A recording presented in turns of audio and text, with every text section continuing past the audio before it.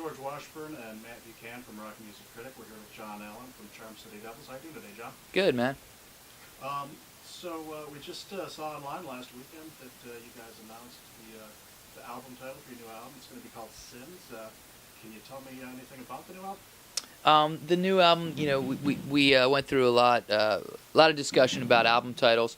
We decided Sins because, at least I feel like everybody has sinned, at one point or another in their lives, who's without, as it were. And I think everybody can relate to that. And we talked about, like, one of the songs, Unstoppable, where we're talking about the ugly in every man, like it's that anger or whatever, and then there's lust, the 7 deadly sins. We talked about all that, and we thought that, that this record has anger on it. It has, revenge. It has all these, the darker side of humanity are weaved throughout most of the songs on the record. So it was a apt title, the record's a lot more aggressive, a lot darker this time around, for us. Which sins did you contribute to the album? Of the 7 deadly sins? I've probably gone through a lot of them. Actually, probably most of the 7 deadly ones, right? Is there a release date for the album yet? It's coming out in spring. Yeah. All right, and what's the first single off the album going to be? The first single off the record is a remake of "Man of Constant Sorrow." It was it's an old folk song. If you know anything about the tune, that the origins are very kind of murky and mysterious. Like the guy that they attribute it to writing it back in the early 1900s, he was a blind singer, guitar player, I think, and he said, I don't know, I may have written that song. So he didn't really cop to it, and they think the song may be, as far as my Wikipedia page tells me, that it may be as old as a couple hundred years old. It may be back, it going all the way back to the old country, maybe an Irish folk song. Okay. So I heard Man of Constant Sorrow on 98 Rock the other day, and how did you guys end up actually deciding to do this song? Well, we talked about doing a remake for the record, and we've toyed around with some blues songs and some stuff, and that tune, it was done. It was the primary song in the movie "Oh Brother, Where Art Thou," and it's one of my favorite movies. And I was talking to my record label about it, and one day, and he said, "Man, that would be a great song to remake." And so we started the task of doing that. And the hard thing is the song, it doesn't really loan itself to, really like what we think of as a modern kind of chorus or refrain or anything. So we tweaked it a lot after a lot of arrangement tweaks, and we got rid of the last verse that refers to being on God's golden shore, and having the name of Charm City Devils, and name of the record of Sins. I didn't, probably best to leave that one off. But after a lot of work on that, and I wrote what I think is a chorus, a decent chorus for the song. Here we are, and I really am proud of what we did with the song. Yeah, you guys gonna do a video for the song as well? We hope to. Yeah, we're shooting some stuff right here today at Soundcheck, and we'll cobble something together, have it out online real soon. Cool.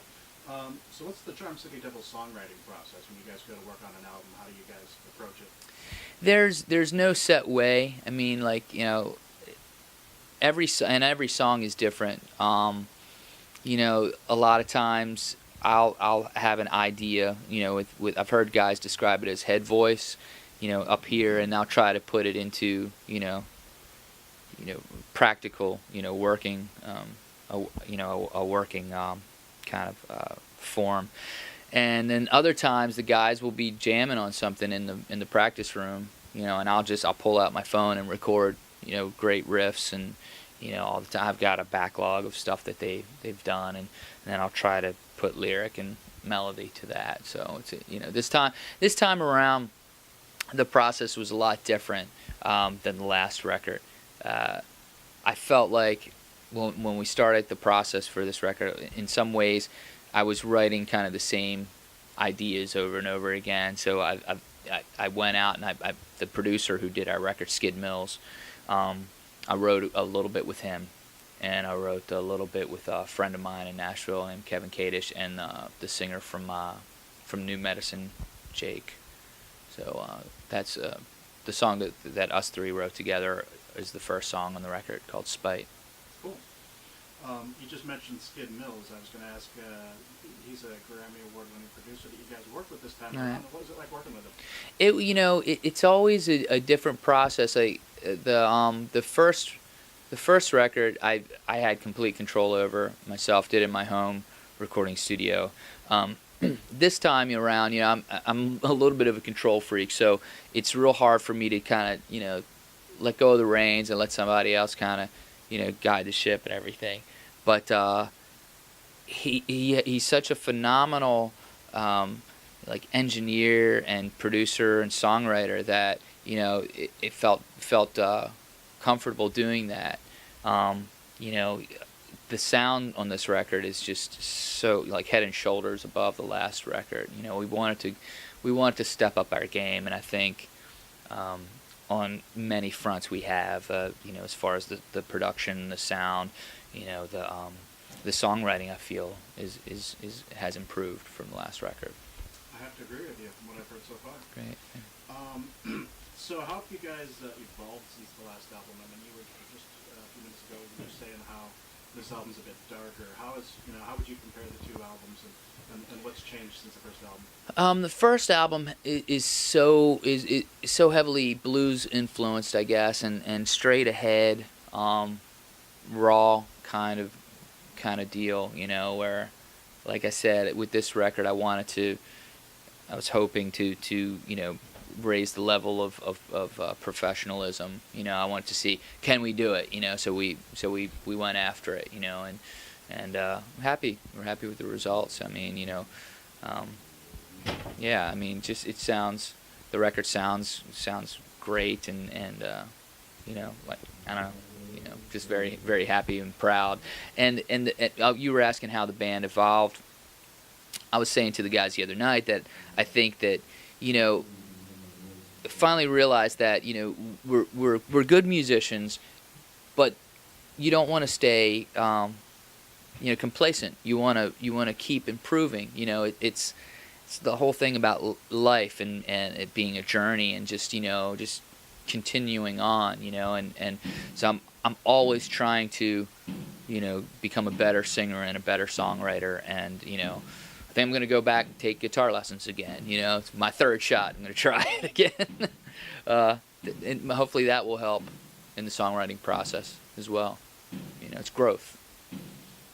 For your last album, you guys went out on the Crew Fest tour. Mm-hmm. Do you guys have any tour plans for this album yet? We have no tour plans right now. We're hoping summertime comes along, we'll jump on something like that. We made friends with a couple of the bands on the tour, so we're hoping that we'll jump out with one of those bands. Excellent. Do you have any stories, funny or interesting, from the studio this time around that anecdotes that might be interesting? No. All business, eh? It was. We did, to quote the producer, we did a 6-week record in 3 weeks. We really went in and got it done very quickly. Okay. So they say that downloading is killing the music industry, but this past week they said in the news that digital downloads have surpassed physical album sales. Mm-hmm. How do you feel about all that in general? I mean, do you agree that digital downloading is killing the industry, or do you think it's turning around? I don't know that downloading is what's hurt the music business. Anything that gets music out there, it can't hurt. And legal. You're talking about legal downloading. I mean, that can't hurt the music business.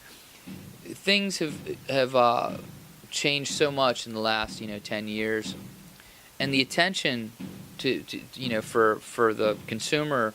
There's so many gadgets and games and movies and everything that's available to you right then and there. That's competing for the music, and I think that's what makes it very competitive and very very hard on the music business, I guess. I think what really kind of was a big boom for the music business is when they shifted over from vinyl to CD. Everybody had to go back out and buy their whole catalog in a new format. So they just have to invent a new format so everybody will go, replace all their records again. But I don't know if that's going to happen at this point. Yeah, I don't know. I like I said, I think anything that gets people, music in people's hands is a good thing. For those not from this area, Charm City is the nickname for Baltimore. What makes Charm City such a great rock and roll town?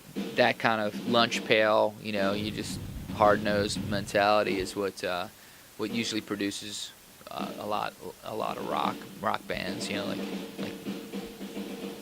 Like Birmingham, England. I was going to say, you got Black Sabbath, but I can't compare, us or any of the Baltimore bands to somebody like, like that or whatever. But that's, that's the kind of, the ideals. I guess that's what spawns, the rebellion and the aggression that rock has. Are you familiar with the TV show Ace of Cakes and the Charm City Cakes Bakery in Baltimore here? I know of that. Yeah, I haven't. I'm embarrassed to say I've never really watched it a whole lot. But yeah, I know about that. Yeah. I feel like you guys should team up somehow. Charm City. We should. City We Devils. should. We should. Yeah, I know that Duff actually plays too, so you guys should get together and do something. So the question on the lips of everybody in Baltimore today: Really? Will the Ravens win tomorrow? I don't know. I'm hoping. I'm hoping for a big win. Houston's a tough opponent, but hopefully the playoff experience of our team will prevail. They seem to be favored. Yeah. All right. Well, before we go, is there anything that you'd like to talk about or promote or just get out to people? Yeah, man. I just come visit us on Facebook.com.